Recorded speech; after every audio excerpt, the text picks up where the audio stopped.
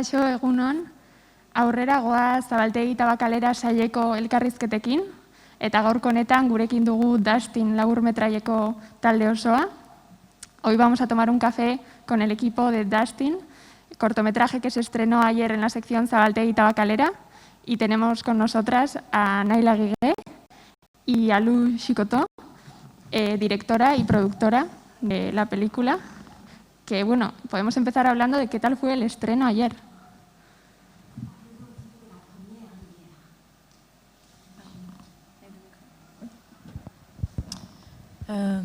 C'était très émouvant de voir le film vu par autant de monde en même temps. C'est vrai qu'on n'a pas eu l'occasion, à cause de la situation sanitaire, de présenter le film avant, même s'il était fini. Et c'était aussi à la fois impressionnant et en même temps... Non, c'était impressionnant de montrer le film à des gens qui n'étaient pas des amis de la famille ou des gens qui travaillaient avec nous, qui étaient les seules personnes qui avaient vu le film pour l'instant. Voilà. Pues la verdad es que fue muy emocionante poder mostrar la película ante tanta gente, tanto público, puesto que como consecuencia del COVID hasta ahora solamente habíamos podido mostrar la película a personas de nuestro entorno y a nuestros amigos. Así que la verdad es que fue muy emocionante. También en la sala fue muy emocionante cómo vibró la sala con la fiesta en la que está basada la película. Y quería preguntaros por el origen del proyecto y quizá también a Lu que nos explique cuándo se incorporaron como productores al proyecto. Parlez un petit peu, s'il vous plaît, de l'origine du projet et vous aussi, quand est-ce que vous vous êtes incorporé?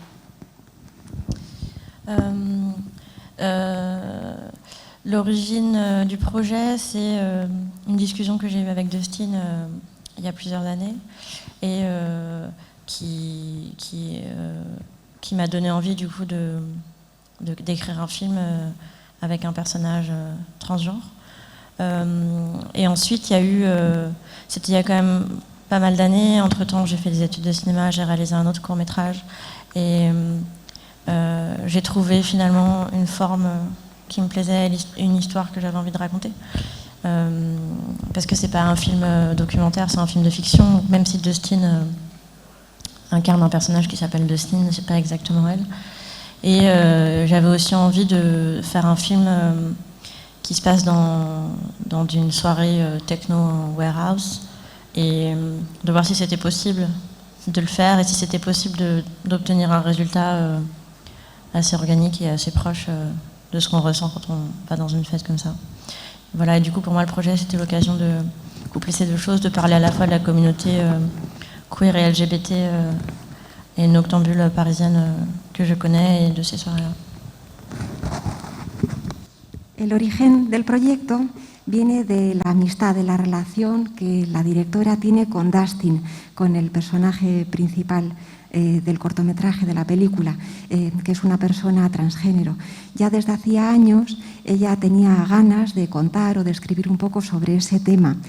Entre tanto, desde el momento en el que trabó esa relación con Dustin hasta este momento, pues ella ha cursado estudios de cine, había hecho ya un par de cortometrajes y lo que quiere que quede claro es que no se trata de un documental, sino que es una ficción, aunque Dustin es cierto que la realidad tiene ese mismo nombre, se llama Dustin, pero ella tenía ganas de contar simplemente eso, una de esas noches, una de esas veladas techno warehouse y tratar de demostrarlo, mejor dicho, de una forma que fuese orgánica y que fuese natural, mostrando esa comunidad queer y LGBT en ese entorno de esa rave party.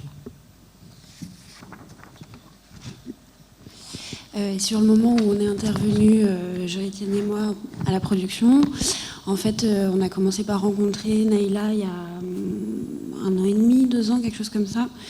On s'est rencontrés, on a vu une personne qui, par sa sensibilité et par sa personnalité, nous plaisait. On est devenus amis et tu nous as parlé à un moment de cette idée que tu avais de faire ce film. Et on s'est dit qu'on avait très envie de l'accompagner là-dedans. On trouvait que Naila avait un regard sur ce dont elle racontait qui était très juste de par les liens qu'elle a à se filmer, que ce soit ses amis ou les soirées qu'elle organise. Ça lui conférait une vraie légitimité et à côté de ça, un regard de réalisatrice et d'auteur qu'on avait envie de soutenir. Du coup, on lui a dit vas-y, écris, on fait le film. Voilà. Pues la verdad es que nos pusimos en contacto con Naila hace 2 años e inmediatamente nos atrajo su sensibilidad. Y la verdad es que decidimos confiar en ella, que escribiese el guión. Desde el comienzo nos contó que sería algo que ella haría con sus amigos y decidimos acompañarla, también porque nos gustó la mirada que ella quería aportar a la película. Nos parecía que además por ser alguien que conocía muy bien ese ámbito, ese ambiente y a los personajes, era alguien que tenía toda la legitimidad para hacerlo y confiamos en ella. Y al hilo de esto, ayer hablábamos de que era una historia que hacía falta que se contara, que era necesario que se contara. ¿Cómo ha sido el trabajo de guión y cómo se ha adaptado ese guión una vez en el rodaje, en esa fiesta, que es una fiesta real? Vous disiez que celui-ci était un film qui était nécessaire même. Est-ce que vous pouvez parler un petit peu du scénario? Il y avait un scénario, mais au fur et à mesure, comment s'est-il adapté à cette soirée? Oui, alors il y avait un scénario qui était assez précis et finalement très écrit, qui nous a permis du coup de faire un découpage, un plan de travail, de savoir exactement, d'avoir un tournage classique en fait, en sachant exactement quel jour on tournait quoi. Et pour moi, chaque séquence était assez précise dans ce qu'elle devait raconter et ce qu'il devait jouer. Ensuite, comme j'ai travaillé avec mes amis et que, à part Félix, les autres n'avaient pas vraiment eu d'expérience de jeu, sauf Raya et Dustin, mais de manière assez brève, quoi. Et du coup, c'était important pour moi pour que ce soit juste et que de les laisser vivants, de les laisser libres aussi. C'est pour ça qu'ils ont tous, tous les personnages ont les prénoms des comédiens, parce qu'ils se connaissaient à la base et parce qu'on savait que ça allait être plus simple de ne pas aller contre quelque chose de naturel, à savoir quand Félix a envie d'appeler Raya, il l'appelle Raya, et il n'est pas obligé de se contraindre à lui trouver un autre prénom. Et ensuite, du coup, comme c'était une bande qui existait déjà, que c'était des amis qui existaient déjà, on a répété les scènes, je leur ai expliqué, et eux m'ont dit ce qu'ils pensaient des scènes, et je leur ai expliqué ce que moi je y voyais et ce qu'elles devaient raconter pour moi. Et je les laissais assez libres dans la réinterprétation qu'ils en avaient, des dialogues et aussi des actions qu'ils voulaient faire à l'intérieur. Mais pour moi, on devait toujours partir d'un début précis et arriver quelque part. Et ensuite, au fur et à mesure qu'on rejouait les scènes, j'affinais quoi, et eux aussi, c'est-à-dire que je les laissais proposer des choses. Ce qui me plaisait, je le gardais, je la faisais refaire. Ce qui me plaisait pas, on l'enlevait. Et quand je sentais que la scène n'allait pas à l'endroit que je voulais, je les réorientais quoi. Mais c'était assez fluide en fait comme travail, puisque on se connaissait tous assez et on travaillait tous un peu dans un respect mutuel. Enfin, je pense qu'on avait envie de tous faire ce film ensemble et que c'était important pour nous, quoi.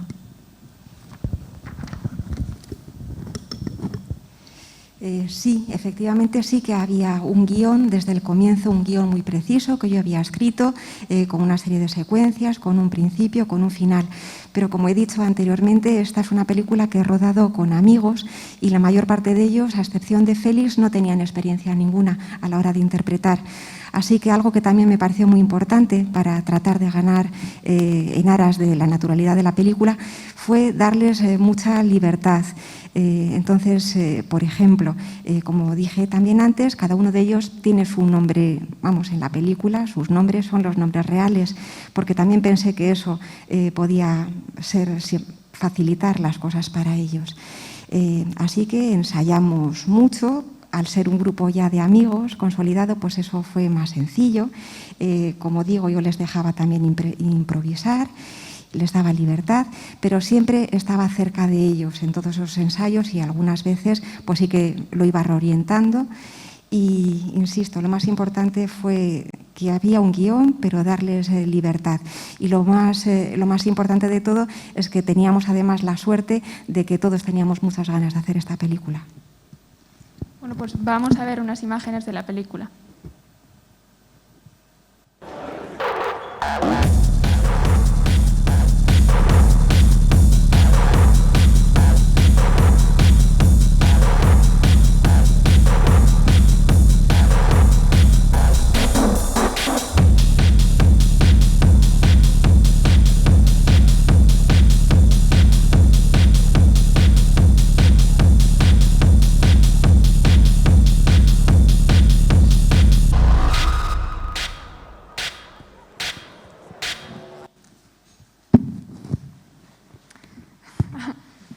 tenemos una nueva incorporación a la entrevista, que es Janetien Mbrat, el segundo productor de la película. Ongi etorria, bienvenido. Hola. Hola. Ayer eras tú en concreto el que decía que era una historia necesaria para contar. Hier, tu disais que c'était une histoire nécessaire qu'il fallait raconter, n'est-ce pas? Oui, c'est une histoire nécessaire. Enfin, c'est surtout ce qui est nécessaire, je pense, c'est la manière dont il faut au cinéma renouveler le regard qu'on porte sur les communautés LGBT, sur la transidentité, et la manière dont Naila a fait, l'endroit duquel elle le fait. C'est à cet endroit-là que je trouve le film, et surtout qu'il est nécessaire. Voilà, et nous, on est très sensibles à cette chose-là aussi, que le cinéma serve aussi à modifier les regards qu'on peut avoir sur Sí, es cierto, lo decía ayer y hoy lo repito. Yo creo que sobre todo era necesario contar esta historia, pero lo más importante es necesario cambiar nuestra perspectiva, tal y como nosotros vemos, miramos, cómo consideramos la transidentidad. Y entonces, como desde el principio vimos que ella era muy sensible a esta cuestión, por eso confiamos en ella. Y Naila, si nos puedes hablar un poco del grupo Collective Possession, que es el grupo fundado por ti y el que organizaba estas fiestas.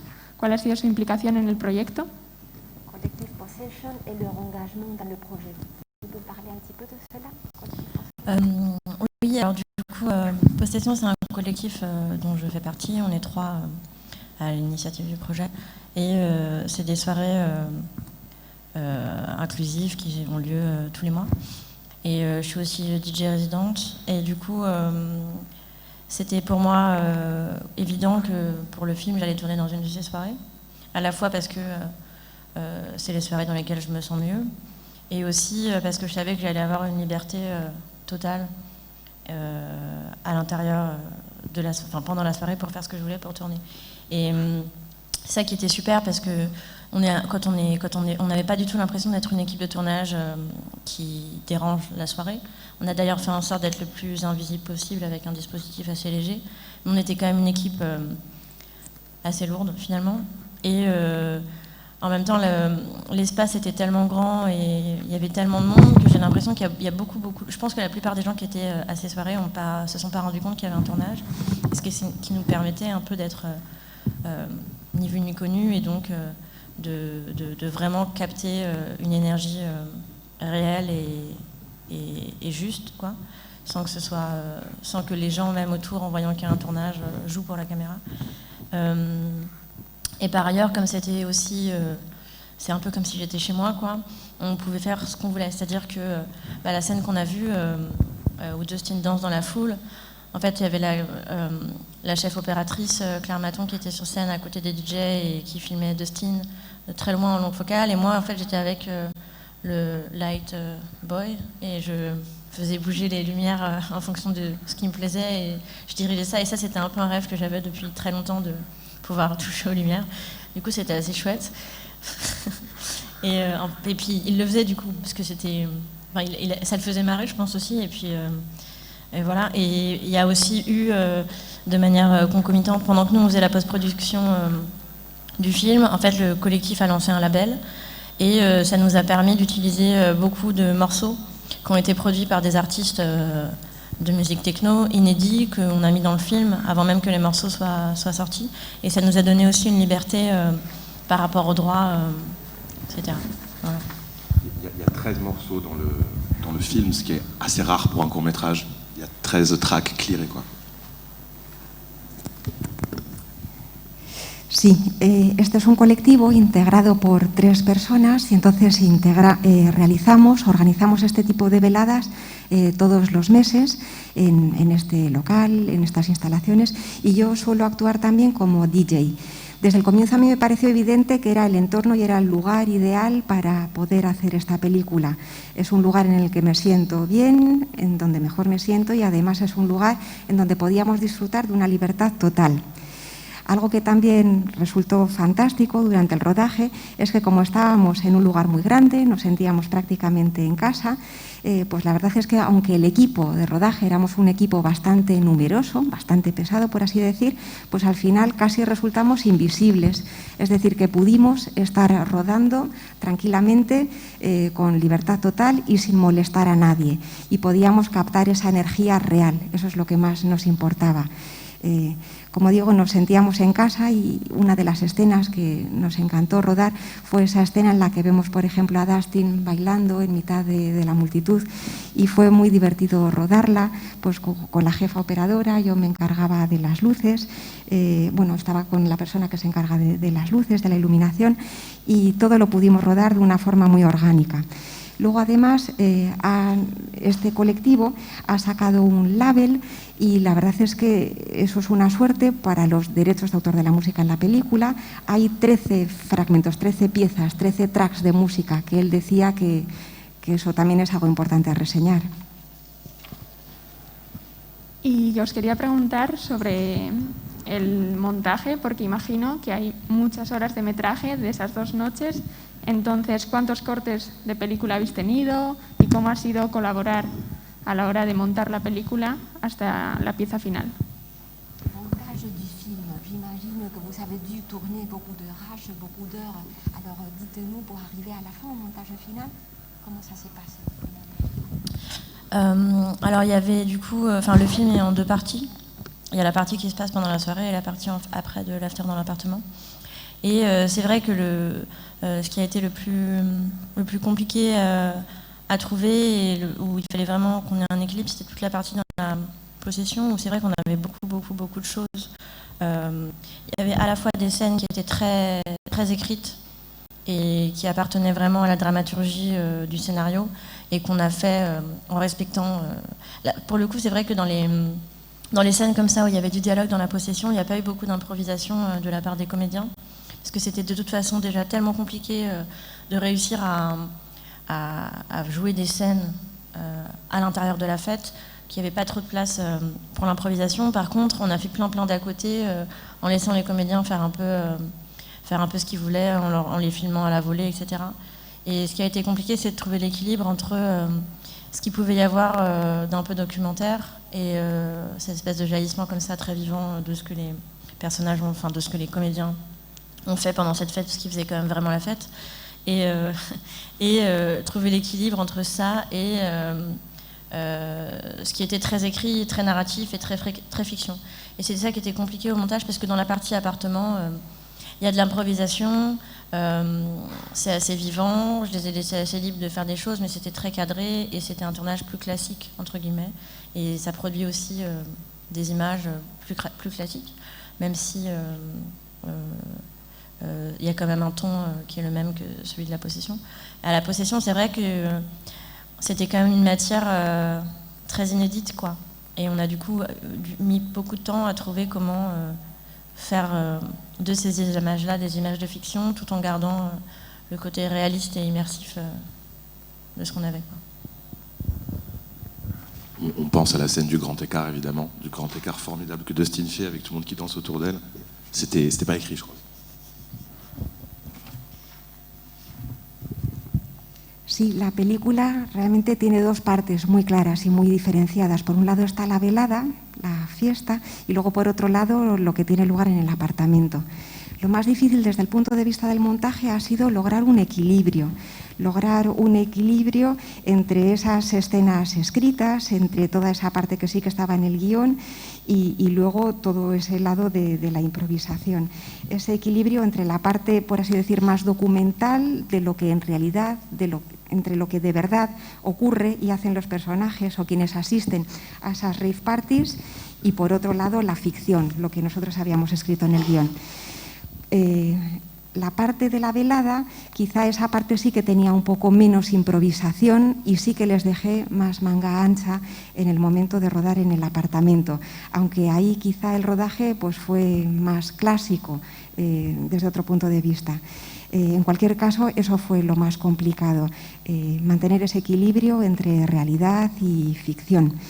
Y luego él, por ejemplo, también destaca esa escena en la que Dustin hace el espagato, el grand écart, que ahí que se abre de piernas. Bueno, pues sí que le parece una escena muy interesante. Y tenemos que ir terminando y la última pregunta va a ser ¿a quién está dedicada esta pieza? Porque al final aparece dedicada a Dora Diamant. Entonces, si puedes hablarnos de esta dedicatoria. Dora Diamant. Le film est dédié à Dora Diamant. Est-ce que vous pouvez nous parler de ça? Dora Diamant. Oui, du coup, Dora, c'est une amie à nous. En fait, on s'est tous un peu rencontrés, les comédiens et moi, et toute une bande, je sais pas, il y a 10-13 ans, et on faisait beaucoup la fête ensemble. Il y a plein de soirées qui ont été assez constitutives de la bande qu'on était, et des gens qu'on est devenus aussi. Et Dora, c'était une figure très emblématique de ces soirées-là, enfin une amie vraiment avec qui on a passé beaucoup de temps, et elle est décédée pendant que je faisais le montage du film.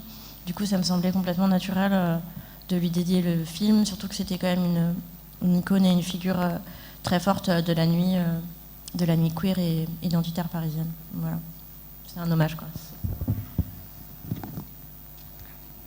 Sí, es un homenaje a Dora Diamond, esta película. Es una amiga, nos conocíamos desde hace muchísimos años, habíamos participado juntas en muchas de estas veladas y tenía una personalidad emblemática, incluso era un icono, por así decir, dentro del ambiente de la noche queer. Desgraciadamente falleció mientras estábamos realizando el montaje de la película, así que lo más natural era dedicársela a ella, en homenaje. Pues es que ricasco, muchas gracias a los tres, Naila, Janetien, Elu, y da jarraitzen dugu, urrengo Zabaltegi Tabakalerako elkarrizketekin. Mila esker.